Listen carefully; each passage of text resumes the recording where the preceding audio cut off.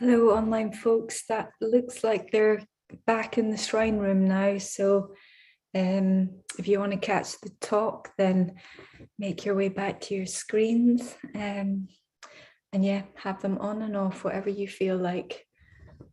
But we'll be starting in a couple of minutes.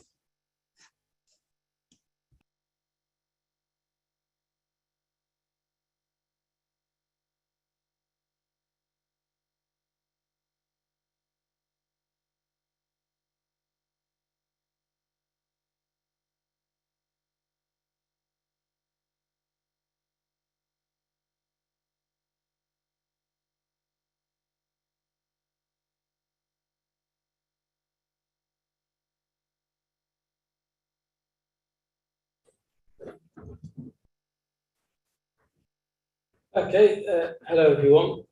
My name's Aryajit, and hello to everyone online. Over the past 5 months in this class, you've been exploring the 6 Paramitas, which are the usually translated as the 6 perfections that the Bodhisattva trains in. So the Bodhisattva is like the heroic figure who is if you like, the aspect, the kind of compassionate aspect of enlightenment of the Buddha, who is dedicated himself or herself to saving all beings. So it's a kind of a being in the world trying to save all beings. And the Bodhisattva trains in the 6 Paramitas, which we've kind of been looking at over the past 5 months. So they start with generosity, morality, patience, energy, and concentration, and a culminating wisdom, prajna paramita. So that's what I'm going to be talking about today, and I'll say a lot about the Bodhisattva as well. So it's quite challenging to give a talk about prajna. Prajna isn't just kind of knowledge and wisdom, it's kind of supreme wisdom, so it's the highest wisdom. And that's quite challenging to talk about, especially if you don't have direct experience of, which I don't, I'm afraid to say. I'm not, if you hadn't already guessed. And it's also challenging because prajna is said to be beyond words, beyond concepts. So it's not something you can pin down in words. So really, it's something we can only kind of suggest and kind of hint at. And it's also challenging. I've got various people who are going to give readings today. I need to remember who's giving what reading. So challenging that point of view as well. So also one other disclaimer I'll just make is that an intellectual understanding of prajna, what Buddhism says wisdom is not to be mistaken for the real thing. But we need to start somewhere, and an intellectual understanding of wisdom gives us a springboard in which we can actually gain the real experience of it. So that's what hopefully we'll try and do today. So the prajna paramita and the Bodhisattva ideal is kind of a restatement of the Buddha's teachings, which kind of came about centuries after the original Buddha died. So it's a kind of a restatement of Buddhism, which is something that throughout its history, Buddhism has always done. It's kind of taken the original teachings of the Buddha and kind of restated them in a way which is faithful to the original spirit of the Buddha's teachings, but which are relevant to the culture and the time and place in which Buddhism has found itself in. So it's spread all over the world. And it's taken on different forms, different ways of communicating the essential kind of truth of the Buddha's teaching in ways which are relevant to the audience which is in front of it. And so in the modern West today, we're trying to find ways to communicate the Dharma, trying to understand it first of all, have an experience of it, and then try and communicate it in ways that are relevant to the modern world. The prajna paramita and the Bodhisattva ideal kind of sprang about 500 years after the Buddha. And yeah, there's a whole kind of literature associated with the Pranaya Paramitas literature. There's about 40 different texts that started coming up from about year 100 to year 500. And some of them are very long, like the Pranaya Paramita in 100,000 lines. Some of them are a bit shorter, the Pranaya Paramita in 8,000 lines. One of them is very, very short. It's the Pranaya Paramita in one syllable. And that syllable is a or a. And a is kind of like a negative prefix in Sanskrit. So a bit like how in English you have the words atypical or amoral. So not typical, not moral. It means not. So the Pranaya Paramita in one syllable is not. So it means, a bit like I was saying before, anything you think about reality, it's not that. Any concept of reality, it's not that. Which is easy to remember, isn't it? There's also a couple of slightly longer ones, which are really important to us in our particular tradition in Sri Ratna, such as the Heart Sutra. So we were talking about the Dharma Day festival earlier on, and tomorrow some people are going to become mitras in part of this ritual we're going to have called the Sevenfold Puja, which is kind of this central ritual that we do in Sri Ratna. And in the Sevenfold Puja, you ask for a teaching from the Buddha or one of the enlightened beings. And the one we normally do in Sevenfold Puja is the Heart Sutra. So yeah, that's like a central text for us, a really important text for us. Also, the Diamond Sutra is also a really important text for us. It's a very important text to Sangharakshita, who's the founder of our order and movement. He read it, he came across it when he was about 16 in the 1940s, I think. And it had a really big effect on him. I'll just read a quote from him about the effect that had on him. Yes, this is Sangharakshita. The Diamond Sutra made an impression on me that can truly be described as tremendous. I call it an impression, but it was more like an impact. It was an overwhelming spiritual experience which changed the whole course of my life. Or perhaps I should say, it made me realize for the first time what the course of my life really was. It made me realize that I was a Buddhist, whatever that may mean. Though this book epitomizing a teaching of such rarefied sublimity that even arhants, saints who obtained individual nirvana, are said to become afraid and confused the first time they hear it. I at once joyfully embraced it with unqualified acceptance and assent. To me, the Diamond Sutra was not new. I had known it and believed it, and realized it ages before, and the reading of the sutra awoke in me something I had forgotten. So yeah, it had a very powerful effect on our founder, Sangharakshita, that without it, perhaps we wouldn't be here today. So yeah, really kind of important text for us in our community. And the main theme of the Pranaya Paramita, all these sutras, is shunyata. So shunyata is kind of literally be translated as emptiness or voidness or hollowness, which in a way it sounds a bit negative, so don't necessarily give a great impression of what it is. And shunyata is a restatement of the Buddha's the central teaching of Buddhism, of condition and co-production.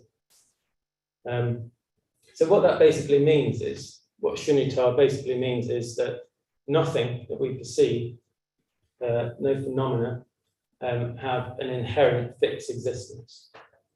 So nothing exists independently, everything exists in a giant web of conditions, and nothing has inherent existence. So just to try and illustrate this, if you take, say, water is made up of H2O, so 2 hydrogen atoms and an oxygen atom, and they're kind of joined together.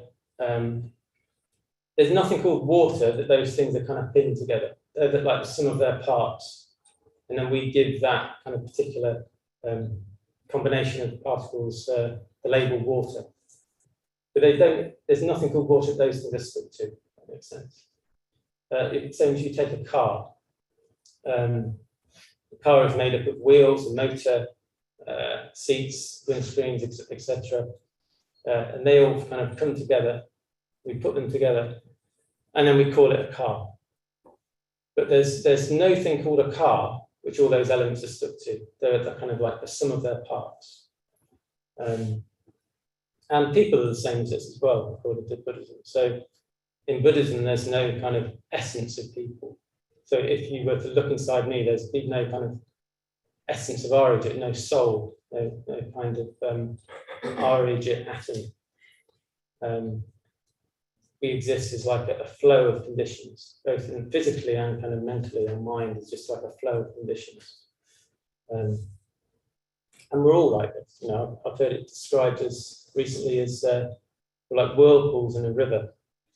There's definitely something there, there's a shape and there's something going on there. But you can't say it's kind of exists of itself, you know. And we're like that as well. And that kind of may sound okay, that sounds interesting. It might sound a bit kind of disturbing, the idea that we don't exist in the way that we think we do, there's no soul. It might sound a bit nihilistic. But according to Buddhism, that is fantastic. That's when we realise that's what the real nature of ourselves is. That leads to freedom, that leads to release. Because all of the suffering we create for ourselves, all of the anger, the hatred, the fear, that's all created by the delusion that we exist as a fixed self, which is separate from everything else. So when we let go of that, there's no more fear, no more anger, no more hatred. There's just compassion and wisdom.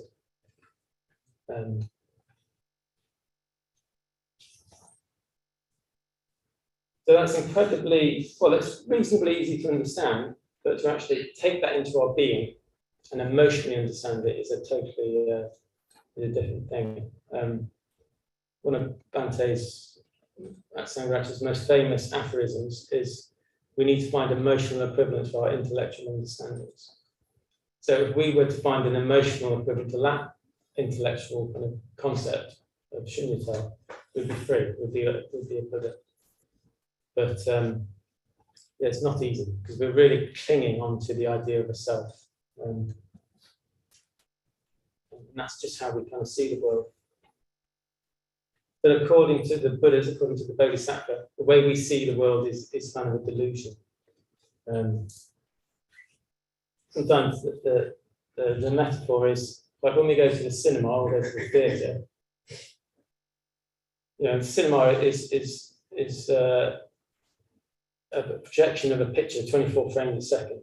It's not real, is it? But if it's a really good film, we get really involved in the story and the characters. Even though the characters are just actors, and you know, it's a story, but we get really involved in it, and we get moved sometimes by it. Sometimes watching a film or watching a theatre can really change us, can't it?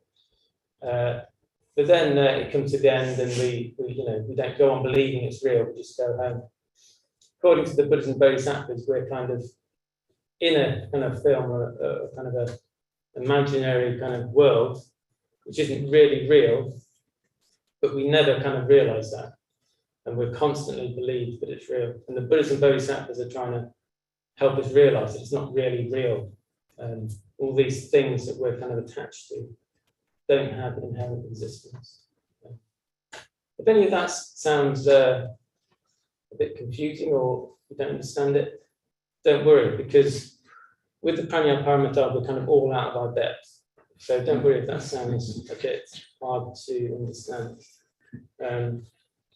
But let's have our first reading. So, Saki, if you want to read, this is a verse from the Daimyo Sutra, which kind of has a sense of that idea that things are not as real as we think they are.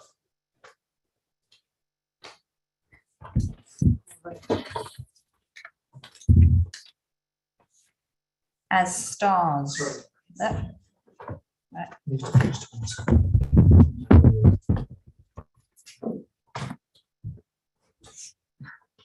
think it's facing away now. Oh, sorry, maybe I'm wrong. Sorry, try. Yeah.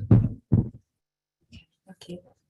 As stars, a fault of vision, as a lamp, a mock show, dewdrops, or a bubble, a dream, a lightning flash, or cloud, so should one view what is conditioned. Read it again. Read it. Read it again. As stars, a fault of vision, as a lamp, a mock show, dewdrops or a bubble, a dream, a lightning flash or cloud, so should one view what is conditioned. Okay, thank you. Exactly. So, yeah, so just if you're wondering what is conditioned mean, that means anything that we kind of, as I was saying earlier, kind of put together and put a label on is conditioned. Yeah, that's probably the most famous kind of verse from the Diamond Sutra. There's also another quote I would like to hear now from The Tempest, which is Shakespeare, which Catherine's going to read. Does Catherine need to come close to the microphone? I think she'll be all right there. Let's make sure I'm pointing towards her. Okay. Let's see how the other people find it. Our revels now are ended. These, our actors, as I foretold you, were all spirits and are melted into air, into thin air. And like the baseless fabric of this vision, the cloud-capped towers, the gorgeous palaces,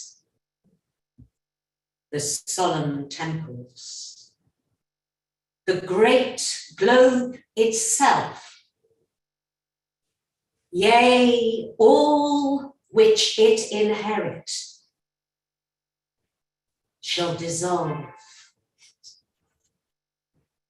And like this insubstantial pageant faded,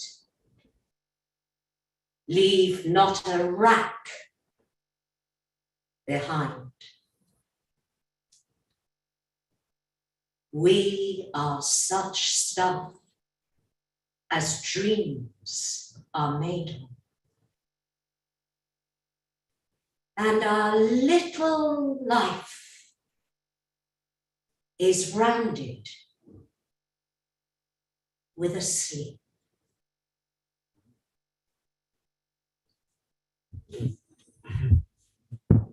Thank you, Catherine. So yeah, this idea that things are not quite what they seem really kind of goes against our natural way of seeing things, doesn't it? Because it really does feel like I'm here now and I'm separate from everything else. There's me, the self, and then there's a world. And I'm sure you all feel like that as well. There's you, and then there's the rest of the world. And that's kind of just how we perceive things. So this, the Paramitas is really kind of counterintuitive. It's really hard to kind of get our head around that and get an experience of it. We tend to see things in terms of subject and object. So Ratnaprabha, if you read you've got your reading there. This is a reading from Sangarasta from a seminar where he talks about subject and object. When we look at a flower, that flower is providing the stimulus for our consciousness. Whatever the flower is, we can never know. It remains mysterious. Every moment of experience of an object and awareness is a single event of self and world in a moment of contact. Rather than any division between a thing called matter and a thing called mind, or a thing called body and a thing called consciousness. There's continuity running all the way through, continuity of awareness, patterned in different ways. If we really understand that, the inner and outer world become interfused in a deeper, more meaningful vision of what it is to be alive. So, yeah, breaking down. Turn the mic around.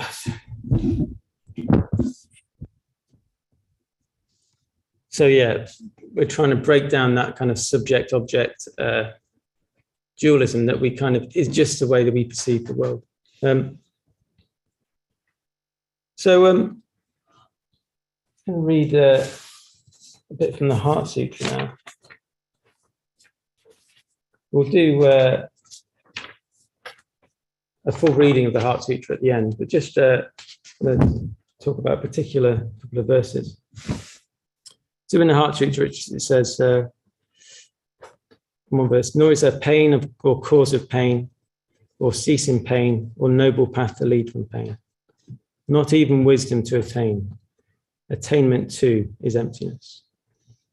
So if you're at all familiar with Buddhism, probably the most famous teaching in Buddhism is the teaching of the Four Noble Truths, which is the teaching that the first teaching the Buddha gave after he became enlightenment. And this is saying there is no Four Noble Truths, saying there is not pain, cause of pain, or ceasing pain, or noble path to lead from pain, not even wisdom to attain. Attainment too is emptiness. So it's kind of negating Buddhism, saying, well, really there is no teaching. So what does this mean? This is essentially saying we shouldn't cling even to anything, even to Buddhism. And this kind of idea goes back to the Buddha. The Buddha made the analogy that the Buddhism was like a raft. And if someone wants to get to the other side of the river, they make a raft. And then they use the raft to get to the other side of the river. And once they've got to the other side of the river, they don't carry the raft around with them, they discard the raft. And that's an analogy the Buddha was making for Buddhism itself. So we use Buddhism, the ideas of Buddhism, the concepts of Buddhism to become enlightened.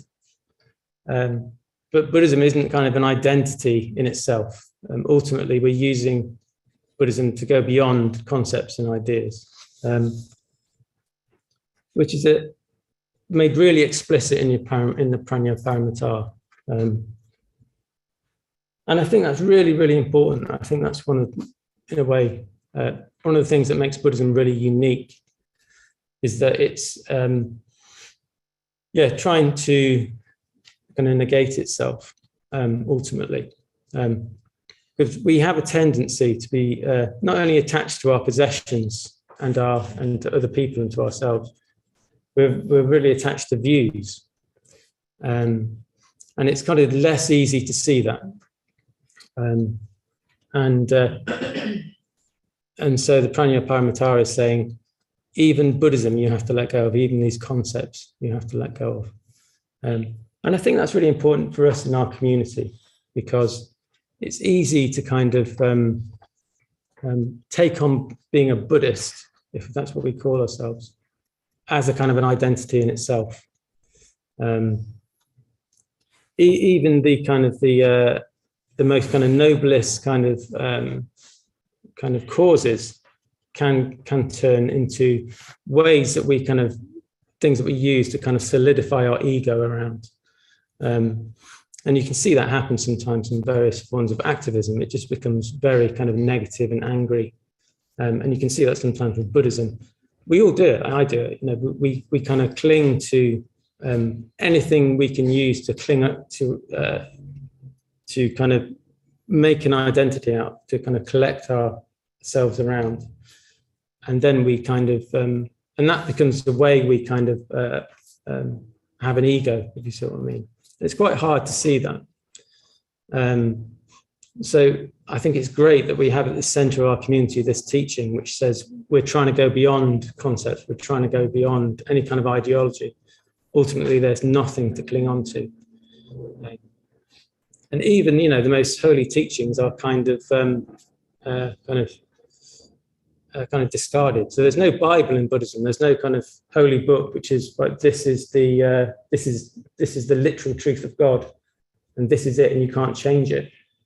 Buddhism is saying no. It's just a way of we're using ideas and concepts to get beyond concepts. Because anywhere you've got kind of a concept to cling to, you have an ego, and then you have anger and hatred and delusion. So Buddhism is a way somewhat iconoclastic. There is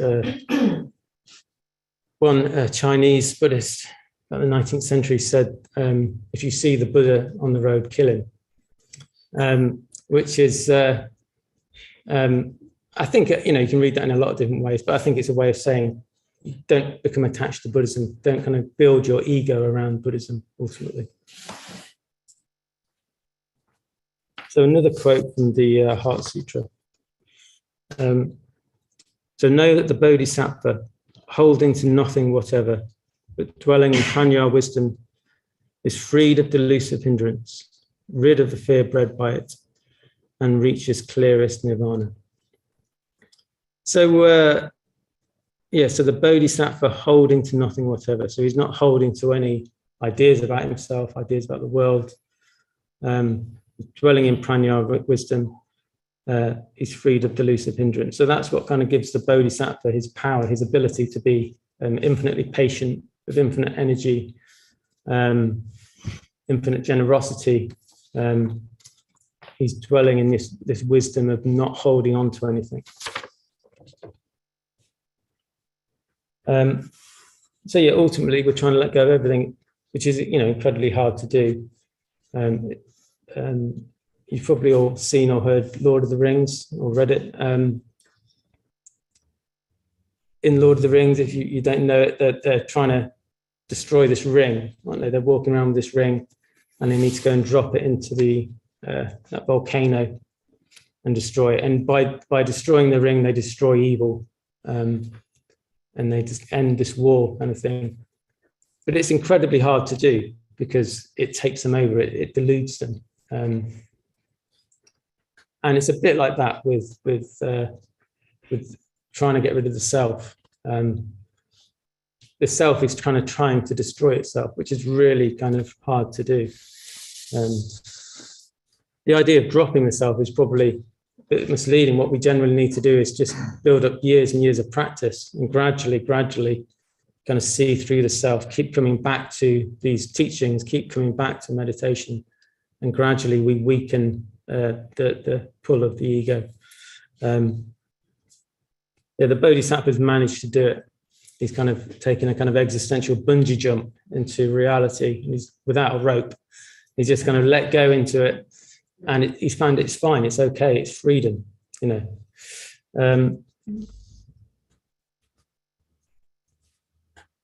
So I just want to talk a bit more about the Bodhisattva ideal and bring it down to earth in a way. I think that the Bodhisattva is a very inspiring ideal. I think it's in a way, it's what we need. The Bodhisattva ideal is what we need, the version of Buddhism, the kind of statement of Buddhism that we really need in the world today. Could you read your quote, Kusa? This is a quote from Sangharakshita. At one point he said about the Bodhisattva. Oh, sorry. In the Bodhisattva, Buddhism finds its highest expression and ultimate meaning. The Bodhisattva is indeed the meaning of life, the meaning of existence. In terms of Western thought, the Bodhisattva principle is the principle of perpetual self-transcendence. Thanks, Kusa. So, I said to Stuart, I was going to reveal the meaning of life and so on. So Bhante says that the meaning of life is a Bodhisattva ideal. So I brought in my Bodhisattva here from home. Yeah, I love this Bodhisattva. I think this is called Kuan Yin, who's a version of Avalokiteshvara. Avalokiteshvara is the Bodhisattva in the Heart Sutra. And one thing I really like about this particular vision of the Bodhisattva is, I hope you can all see it online. If not, I'll just describe it. So we're normally used to seeing Buddhas kind of like this, that are in meditation. So both their legs are kind of up in meditation. The Bodhisattva is often shown as one leg kind of stepping down. So like as if he's just coming out of meditation, or she's coming out of meditation. And she's stepping down into the world to save all beings. So it's often, the Bodhisattva is often described as being in the world, but not of it. So Kuan Yin here, she's got a foot rooted here, and that she's stepping into the world. So she's got a foot rooted in prajna, this kind of, she's not holding on to anything, but she's able to go in the world and try and lead people out of it. And, for most of us, I think that we're very much in the world, aren't we? We can't all become monks and nuns. So we're in the world, we're engaged in the world fully. So this is a kind of the Bodhisattva ideal is like a blueprint of how to be in the world, but stay in touch with what's most important to us. And the Bodhisattva is able to be in the world and be in touch with their greatest, their kind of deepest values, but we have to that's very difficult for us. We have to kind of go on retreat or meditate or come here and try and get in touch with those things and then go back into the world. But yeah, the Bodhisattva kind of represents that kind of being in the world.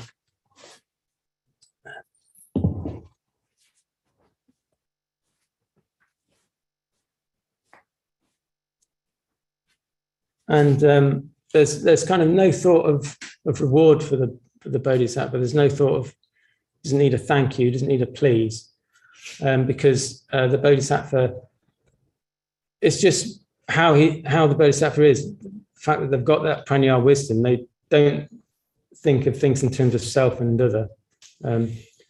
There's an image of the Bodhisattva described as like the Bodhisattva plunges into the world, plunges into the next kind of job, plunges into the next kind of set of troubles, like an elephant plunging into a cool lotus pond at midday. Elephants are supposed to be very playful and splash each other and stuff when they get in the lotus pond. And that's what the Bodhisattva is in the world. Which I think if you want to take one image away from this talk, that's a lovely image, the idea of the Bodhisattva just being joyfully kind of engaged in the world. Do you think of that in your life? Often in my life, I'm kind of, when I'm working or doing stuff, I'm kind of want to get to the good stuff. I want to do my job or whatever. And then in the evening, I'll get to watch a film or go and meet somebody or whatever. And so I'm constantly kind of leaning, I think, when I get on retreat, then I'll start enjoying myself. Or, when I get ordained, then I'll start enjoying myself. Or, when I'm enlightened, then I'll start enjoying myself. But the Bodhisattva is just happy in what they're doing. In a sense, that is the goal of Buddhism, I think, just to be engaged in whatever we're doing. But without any kind of thought of a reward or an endpoint. So the Bodhisattva has said, well, I'm going to save all beings. I'm going to save all beings. That's the vow of the Bodhisattva. I think part of the point of that is that it's impossible.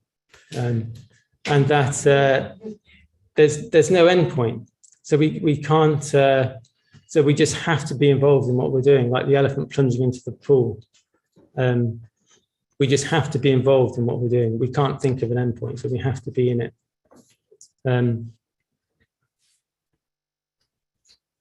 Yeah. So one way I think we can experience, we've talked about a lot of lofty things, haven't we? The Bodhisattva ideal, saving all beings and the highest wisdom and so I think, we've just been doing the metta bhavana this morning. I think for me, the metta bhavana is key to all this, because what we're trying to do is break down subject and object with the metta bhavana. We start with ourselves, go to a friend, and so on. We extend out and out until we're wishing all beings well. As Kiyosaki said this morning, throughout time and space, so we break the bonds of time and space with this practice. So I think it's a really important practice doing the metta bhavana and the Brahma Viharas. And that is a doorway for me, I think, into this. Like I said, compassion is the kind of emotional equivalent of wisdom. And we all have compassion. We all know what kindness is, and we can all get in touch with it and expand it. We're doing the metta bhavana and the practice of ethics and so on. So I thought we'll finish with a reading of the Heart Sutra. If you can take one of those and pass it on. So yeah, we'll just do a reading of this. And if you come tomorrow, we'll do a reading of this in the context of the puja. So just do come along tomorrow and just watch or take part in it. So I'll just explain at the end, there's a mantra, which most of it is in English. There's a few words, if you're new to all this, it may not be familiar. But at the end, there's a mantra, and I'll just explain what that means. So it's Gate, Gate, Paragate, Parasamgate, Bodhisattva. So Gate means gone. So gone beyond. Paragate is often described as kind of going to the other shore, having gone to the other shore, which is I quite like that in terms of the parable of the raft I was talking about earlier. So it's gone to the other shore. Parasamgate means really gone, really well gone for good kind of thing. And Bodhi means enlightenment. And Svaha isn't, I don't think, translatable. It's sometimes kind of means all hail or yippee. So it's gone beyond the other shore, well gone beyond the other shore. We're all enlightened, yippee. So that's what the last bit, and we recite that 3 times. Is there going to be any time for questions? Oh yeah, am I brave enough for questions? It's quite complex. As long as they're not too hard, you can ask a question if there's any. But yeah, I've had to have questions. Yeah. So now, yeah, let's do it now, and then we'll do the reading. So please go ahead. Yeah. Okay, so if we aren't really real, well, we are real. It's just not real in the sense that we think we are. We're not real as fixed entities. We're not a fixed and changing self. We are definitely real, but not in the sense we think we are. So I've got 2 questions for you. What does it mean for relationships? And what does it mean for activism? Well, can you say a bit more about what you mean in terms of relationships? Well, if our self is more ego than anything, and actually we should be aware that we're just part of the universe. And we're not. So but then you have relationships because you are an identity, and then somebody likes your identity and you like theirs. So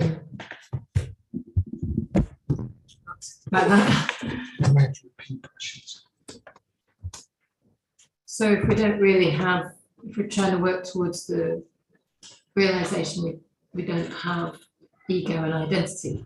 But that's what is the core of relationships. Often. How do you have relationships? Well, I think the key is like I was saying, is that the emotional equivalent of wisdom is compassion, and we know what that feels like to love somebody and feel connected with somebody. That gives us a sense of egolessness in a way when it's real compassion. So I think that's the kind of the clue. I wouldn't want to kind of get too involved in the metaphysics and the complicated philosophy of it. But yeah, I think that's the key, is kindness and feeling connected with people and just expanding that in the metaphor. As far as activism goes, I think it's a really good question. And the Bodhisattva, you know, is really engaged in the world, you know, in all sorts of ways, trying to help people. But at the same time,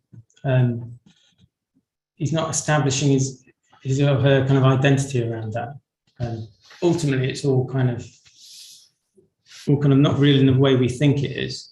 So it doesn't kind of turn to anger if it, like I said, there's no kind of looking for a final outcome of the Bodhisattva. It's just engaged in the activity of kind of helping people in whatever way.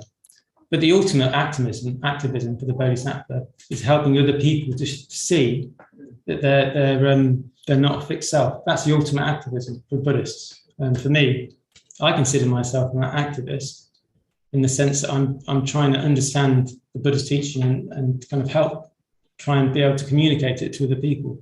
That to me is the ultimate activism. So if we're engaged on kind of other forms of activism, and we're a Buddhist, we need to keep coming back to this prajna wisdom of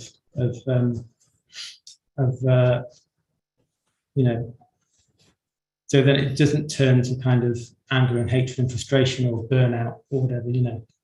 Because a lot of the people who are involved in our community are doing wonderful things in the world, you know, all sorts of different ways. And they kind of get refueled by their meditation or going on retreat and coming back to this vision of the world. Otherwise, you kind of get burnout and frustration and even anger and hatred. And you see that so much, don't you, in the world.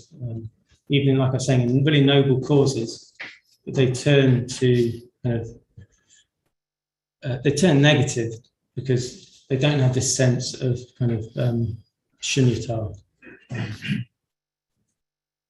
But yeah, I think that's a really good question. And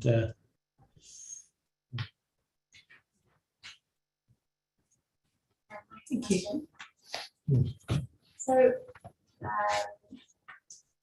we refer to the Buddha as he. He is always used very often. In my experience, the Bodhisattvas often refer to as she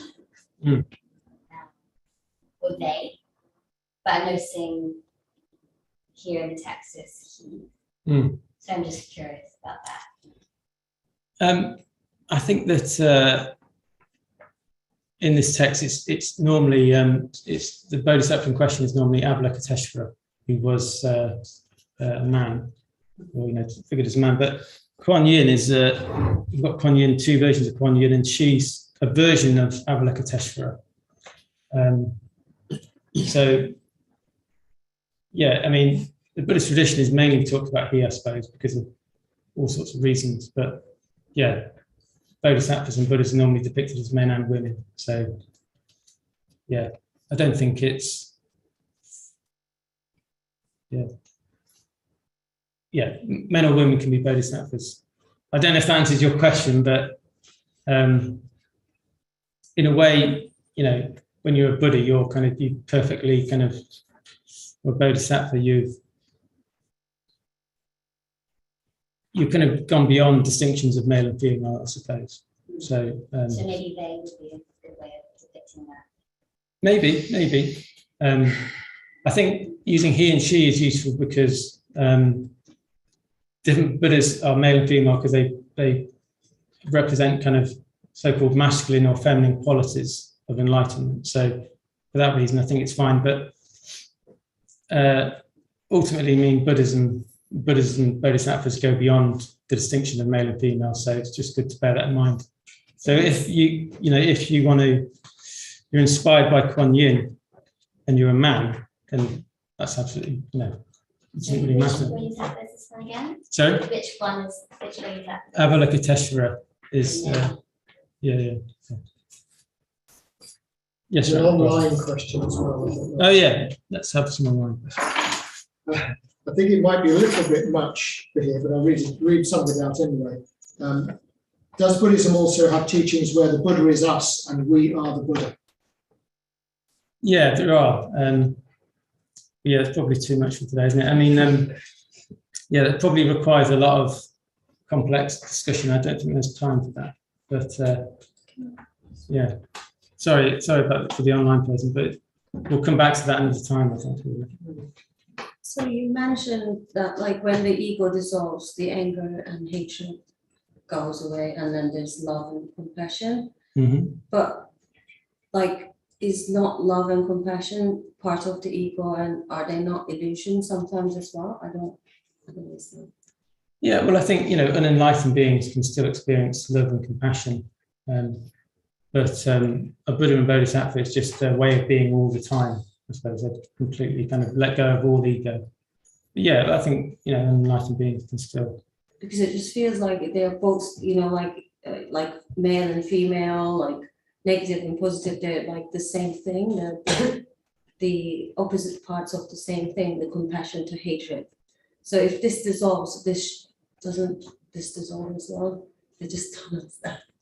Because then I feel like I have to be compassionate, and it just feels like oppression, because then it feels fake as well. Yeah, but it's good to recognize that. I think when we're being kind of more sentimental or acting in the ways that we think we should do. Yeah. Yeah, I think we are capable of real love and kindness, and we just need to get behind that as much as possible.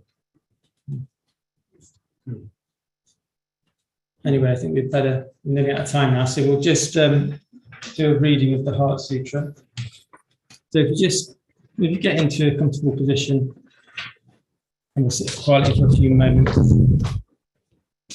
and I'll get started. So just think of the Heart Sutra as like a piece of poetry. There's lots of different translations of the Heart Sutra. And this is the one we're using through that.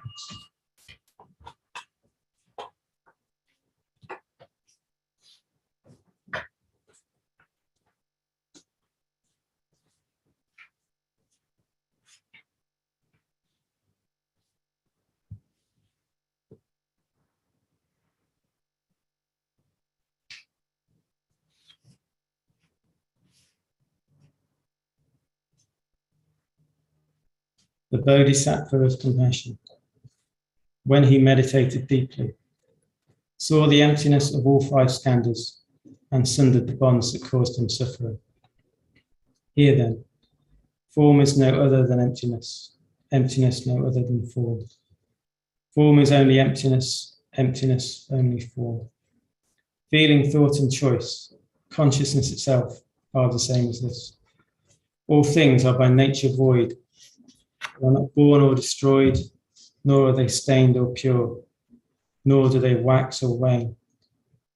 So, in emptiness, no form, no feeling, thought, or choice, nor is there consciousness. No eye, ear, nose, tongue, body, mind, no colour, sound, smell, taste, touch, or what the mind takes hold of, nor even act of sensing. No ignorance or end of it, nor all that comes of ignorance. No withering, no death, no end of them. Nor is there pain or cause of pain, or ceasing pain, or noble path to lead from pain, not even wisdom to attain. Attainment too is emptiness.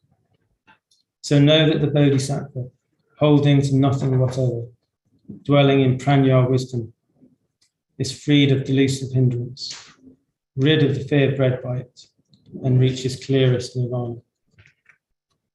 All Buddhas of past and present, Buddhas of future time, using this prajna wisdom, come to full and perfect vision. Hear then the great Dharani, the radiant peerless mantra, the prajna paramita, whose words allay all pain. Hear and believe its truth. Gate, gate, paragate, parasamgate, bodhisvaha. Gate, gate, paragate, Parasamgate Bodhisvaha. Gate Gate Paragate. Parasamgate Bodhisvaha.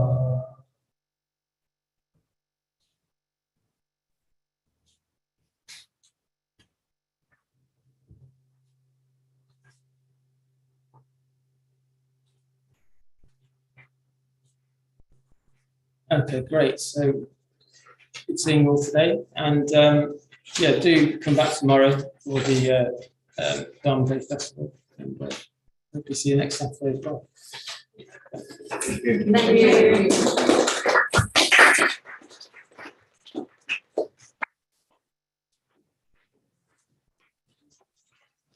If you put your mats and cushions back.